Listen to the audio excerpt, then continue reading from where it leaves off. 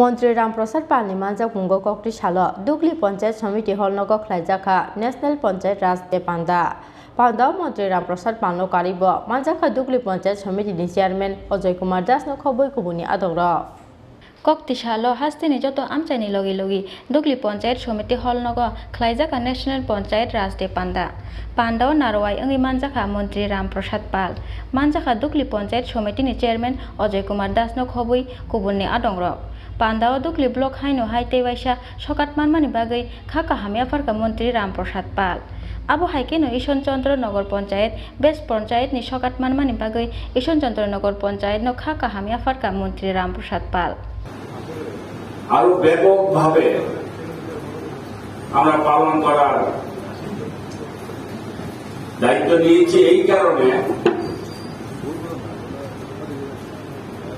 যে আপনারা যে কাজ করছেন, বিশেষ করে আমি ডুকি ব্লক পঞ্চায়েতের কথা বলছি। আমার পূর্ব বক্তা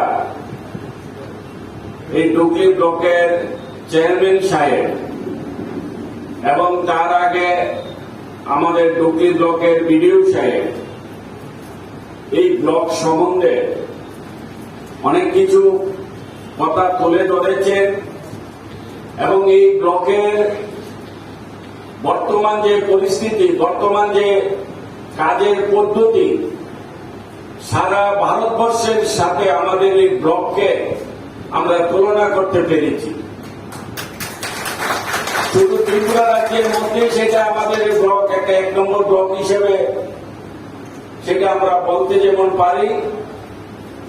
তার সাথে সাথে সারা ভারতবর্ষের সাথেও এই ব্লকের কাজকর্ম নিয়ে,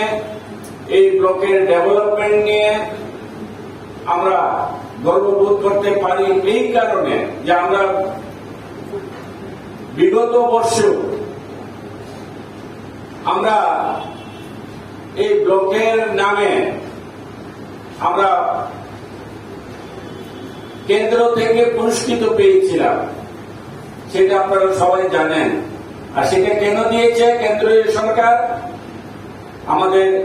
কাজের উপর ভিত্তি করে, যে আমরা যে কাজ করেছি সেই কাজকে সম্মান জানিয়েছে কেন্দ্রীয় সরকার, সেটাই পুরস্কৃত করেছে আমাদেরকে বিগত দিনে।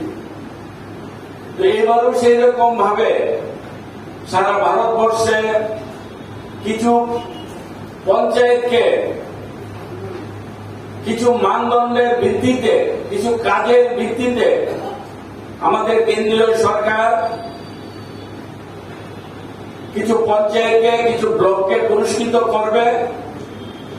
আর সেখানে সারা ভারতবর্ষের মধ্যে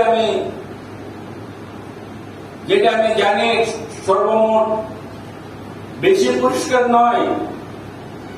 25 থেকে 30টার মধ্যে পুরস্কার সারা ভারতবর্ষে। ব্যুরো রিপোর্ট চিনি খরাং।